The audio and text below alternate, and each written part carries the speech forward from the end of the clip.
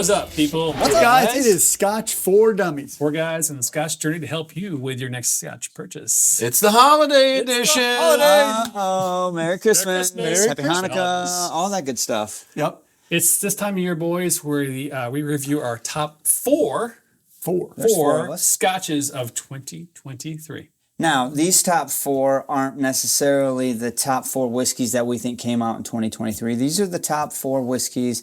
We each brought one, and it's the most memorable whiskey for each one of us. Something that there's a good story, a good memory about it. It's something that stuck out this year, and that's why we brought that particular bottle. We don't know what each other brought. Nope. Surprise! So it's a surprise, and we're going to dig into this, maybe share a little backstory as to why the bottles came, maybe share some perceptions off of them. We're just going to have fun and share our top four with you. Hope you enjoy. It's going to be a good time. Shall I start? You Go ahead. Well, boys, tonight I brought something that I think you all will like. I know you will like. Is it whiskey? It's whiskey. Okay. I wrapped it. Just so you would know. But this is not the box. However, inside here you will find something that you probably wouldn't expect me to pick. I picked this bottle.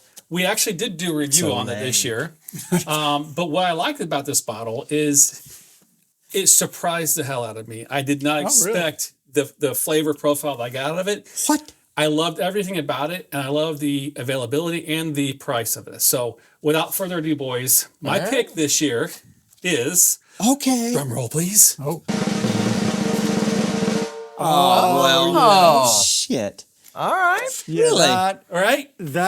So talk to us about this. So this is my pick of 2023. This is Compass Box Orchard House. 46% ABV, around $50, available everywhere.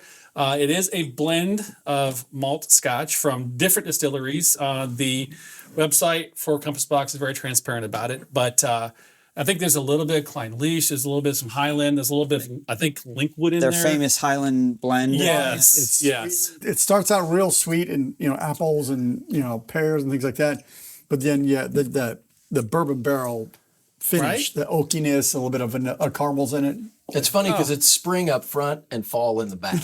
Right? I mean, it is. That's so There's funny. a foundation of sweetness. Yeah, but it's got some nice fruity flavors up front, but I get more of the oak and the barrel influence on the finish. It's approachable as hell to me. Yeah. I mean, it's just, you can drink Really good. this, right? Dude, you pour could share this with anyone. Yeah, absolutely. And for me, it's right in my sweet spot, no pun intended, as far as gets the fruity sweetness, but it's also what I want right now in my whiskey. Something not too sherry, not too peaty. It's right in the middle. It is a blend, but what you're getting out of this is amazing for the price. I mean, it's a no-brainer. So it's interesting that you said why you like it, because to me, I've seen you on both ends of that spectrum. I've seen you going through a peat phase. I've seen you go through a sherry bomb phase, and now you're kind of coming back to center and really enjoying that profile of the spectrum. It's an interesting bottle. There you go, boys. That's a good pick. My bottle of 2023. Kudos. All right. Kudos. Thank you very much. Who's up next? We rock, paper, scissors for this time? Who's driving this train? I'll go. Andrew? All right. So this next bottle it's a good bottle. I really enjoy it, and it has a kind of an emotional connection for me as well. So let me hit that. Emotional? All right. Emotional damage. No, I knew you were going to say that. Oh! Hang on, wait before you open it. Is the cork broke? That's cold-blooded. It's gotta be. Read the cork. Irish whiskey. Damn right it's got a Powers Irish whiskey cork in it because it broke. I don't understand how this is a peated whiskey.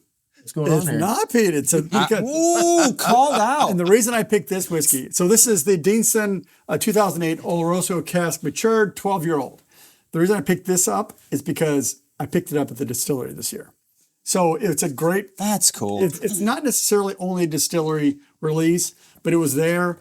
We tasted it. We went through the process of going through Deanston, and it came back with me as just a really great whiskey from the distillery. So This is a really cool experience that you went through, so I can totally see what... It's a step up from Yeah, Virgin Oak, for sure. I spent the day with Roy at Deanston, and we just had a great tour. You know what I love about this? It's the closest to the Deanston 20. I smell this and I vision walking in the library at Trinity College, right? It's like the one they used in Harry Potter. It's like this huge old library. It's just got, musty, dusty, like, leather, or you're walking moist. into an old horse barn that's just got leather a and bunch of tobacco. saddles so and much shit. leather and tobacco. It's delicious. This is a fantastic dram. Unfortunately, you can't just buy it every day here, but if you're ever over there, You got to stop by find it. Deanston. You can because find it. It's very good. It's only 12-year-old. There's like, I think it was about 80 pounds, give or take. So it's not cheap, Shit, it's good. but it's so nice. Yeah, You great don't need call. much to like. You can sip on this for a long time. That's a good call, Andrew. Yep, very good. Nice. All right, Andrew, that was awesome. Sean, good stuff. you are up next. What did you bring? All right, you What ready? do you got? Ready? What we got going on So here? I picked a bottle, and it's almost gone because I've been hitting this thing. But Ooh. I picked the Inchmurrin. So this is a Madeira wood Scotch. You're a sucker for those And- wine finishes. Well, I like this one because you almost never see Madeira, right? And it's an interesting wine. It's got a lot of like, it's similar to sherry in the construction, but it's got some different flavor profiles. And I thought it was interesting. Plus, you just don't see Inchmurrin out in the don't. wild very often. I picked this one up. I went out to dinner for my father's birthday with my brother. And there was a liquor store right by the restaurant, and so I just popped in after dinner just to kind of peruse the shelves, and I didn't really see a whole lot that was like catching my eye. I just happened to look, and they had like a few cases of this because I'm sure nobody even knew what it was, right? No.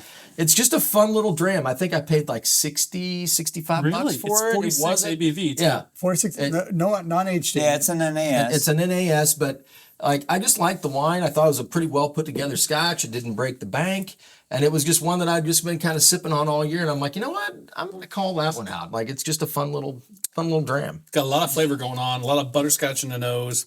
Oh my goodness. for real butterscotch in the nose. Plums and, what is that? See, I got brown sugar on the nose, but the palate has more of that, stone fruit. Yep.